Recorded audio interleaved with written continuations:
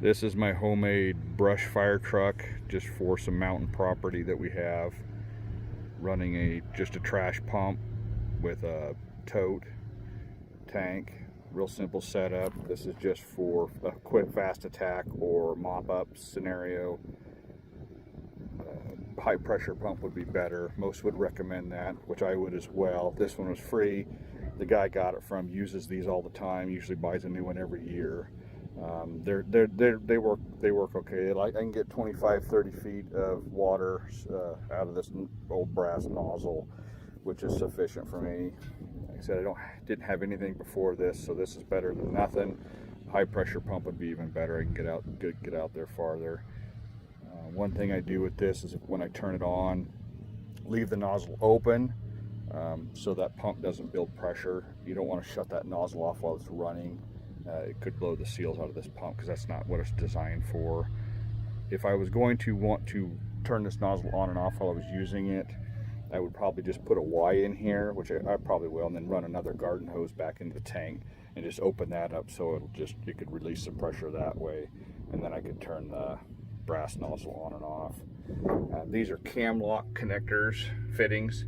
The tanks come with a male cam lock, so I just went to an irrigation store, bought a couple cam lock females and this rigid 2-inch hose. You don't want the soft stuff that collapses. You want that to be rigid for your feed hose between that and the pump.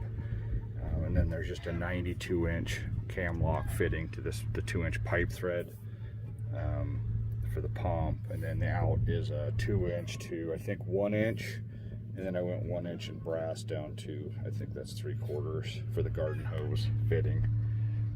But just a basic setup. Like I said, it's not overcomplicated. I could unhook this cam lock from the pump, hook up the suction hose if I needed to fill it out of a pond or something like that. Keeping it real simple. Pump is mounted down to the pickup bed. I put some rubber isolators on the base, just in case the vibration might want to crack that bed. That tin's pretty thin, so just to be careful there. The tank is secured with this ratchet strap to the headache rack, which is all bolted down to the pickup, so as long as I don't get carried away, I think that should be sufficient. I just have a garden hose on it at the moment. I'm probably going to get that, what they call toy hose. I think it comes in 5/8 or 3/4 inch, and that's more like your Wildland fighting hose. I think that would be more durable, especially if the ground's hot. I would imagine this stuff would melt pretty easy, so you can pick that stuff for about $1 a foot. So, and it stores really easy. Just once you dry it out and coil it up, heck, you can put it in the bottom of a 5-gallon bucket or something like that. It's real small stuff. So, but I'm going to use this just until I get that hose. I just built a hanger here, so I could probably put, heck, I could probably put 300 feet on there, but I'll probably run 50 to 100 is all. That's just a piece of pipe stuck in there with a pin, so yeah, I can swivel it around if need be, or move it to these other. I've got one up there holding a shovel, another one here that I usually have a digging bar stuck in that, so I could move this to the different spots around the truck if I need to.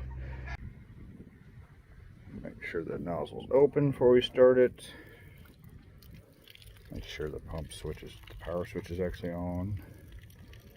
Fuel's on, choke's off, which is fine. I'm going to turn the throttle down a little bit until it gets running. Make sure the tank is on.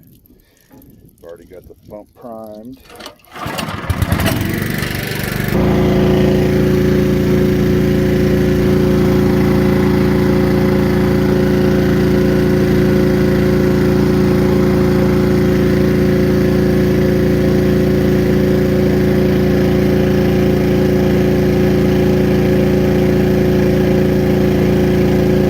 I can just barely hit that little Kubota sitting there, so that's probably 20-25 feet. Not getting a whole lot of water out there, but the wood does reach that. But you can see it's pretty decent pressure. Not great, but just putting out the water.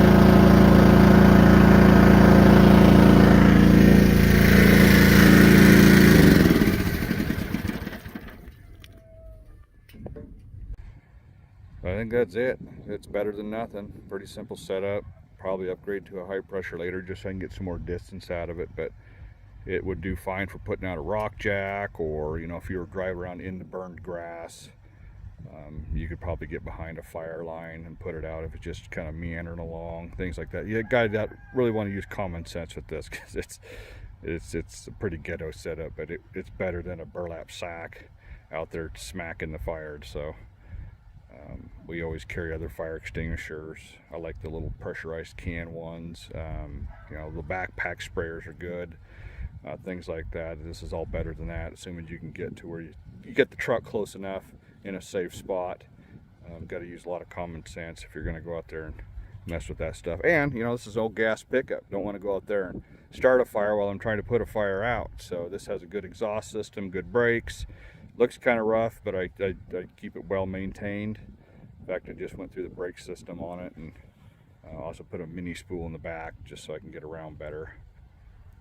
A half-ton pickup, probably won't load the fill the tank, the water tank all the way up for weight. I'll have to kind of just guesstimate that, see what it looks like. I think it could carry all the weight, a couple thousand pounds, but to add to that, to going off-road with it, I need to be careful keeping that in mind. So there you have it.